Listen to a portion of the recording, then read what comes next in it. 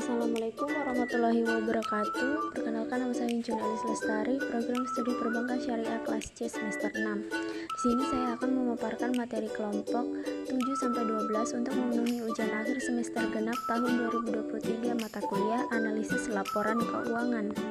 Semoga pemaparan materinya bermanfaat. Selamat menonton.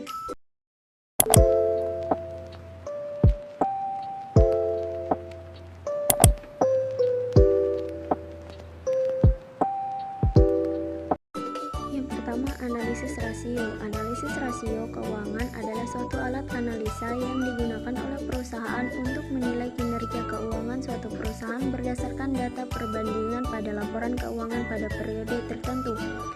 Selanjutnya, tujuan analisis rasio sebagai alat ukur dalam menilai atau memprediksi posisi keuangan di masa yang akan datang, mereview kondisi perusahaan saat ini, dan alat ukur untuk melakukan efisiensi di semua departemen perusahaan.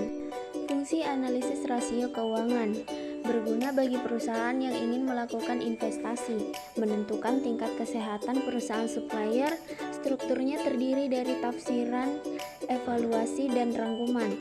Memuat informasi berdasarkan pandangan penulis, menentukan besarnya tingkat kerusakan yang dihadapi perusahaan.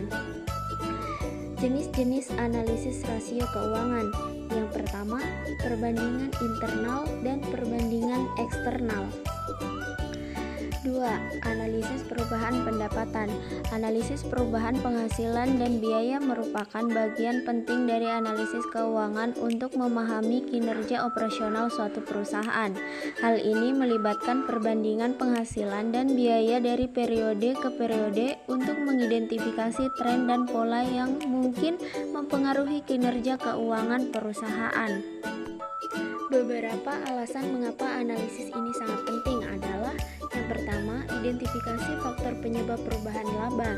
Yang kedua, evaluasi estimasi operasional. Dan yang ketiga, pengambilan keputusan yang informasional. Rasio harga pokok penjualan dengan penjualan bersih dan rasio laba bruto dengan penjualan bersih. Laba bruto digunakan untuk menutup biaya usaha dan biaya lain-lain. Sisanya merupakan laba bersih atau rugi. Perubahan laba bruto yang disebabkan oleh adanya perubahan jumlah unit yang dijual mempunyai hubungan langsung dengan kegiatan bagian penjualan. Pengertian laba kotor yaitu selisih antara penjualan bersih dengan harga pokok penjualan.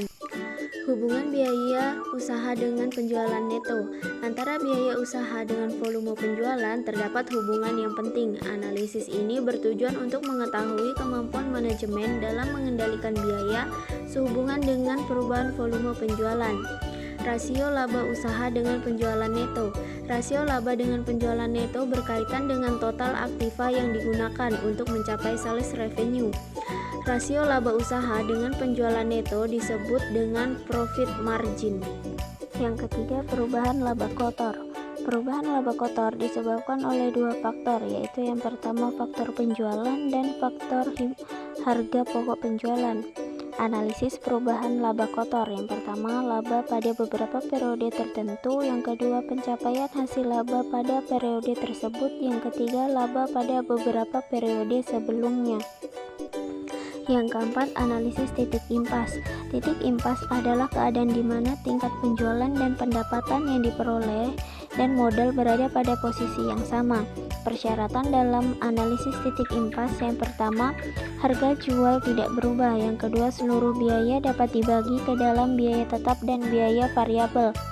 Yang ketiga, biaya variabel bersifat proporsional. Yang keempat, jika barang yang dijual lebih dari satu jenis, maka komposisi barang tidak berubah. Margin of safety dalam hubungannya dengan analisis titik impas yaitu untuk menentukan seberapa besar turunnya penjualan agar perusahaan tidak rugi. BEP lebih dari satu produk, maka titik impas akan lebih kompleks karena memiliki harga jual, biaya, dan margin yang berbeda pula. Yang kelima, analisis kredit. Analisis kredit adalah suatu kegiatan analisa berkas atau data yang diajukan oleh pemohon kredit sebagai dasar perbandingan pengambilan keputusan apakah permohonan kredit diterima atau tidak. Pertimbangan analisis kredit yaitu keamanan kredit, terarahnya tujuan penggunaan, dan menguntungkan. Fungsi analisis kredit sebagai dasar bank dalam menentukan tingkat suku bunga kredit dan jaminan. Sarana untuk pengendalian risiko bank, syarat kredit, dan sarana untuk struktur sebagai bahan pertimbangan pengambilan keputusan dan sebagai alat informasi. Yang keenam, analisis kinerja keuangan. Kinerja keuangan adalah pencapaian atas prestasi yang digapai oleh perusahaan pada suatu periode yang menggambarkan kondisi kesehatan keuangan perusahaan dengan menggunakan aturan melaksanakan keuangan secara baik dan benar. Tahapan menganalisis kinerja keuangan. Yang pertama, melakukan review terhadap data laporan keuangan. Yang kedua, melakukan perhitungan. Yang ketiga, melakukan perbandingan hasil. Dan yang keempat, mencari dan memberi pemecahan masalah.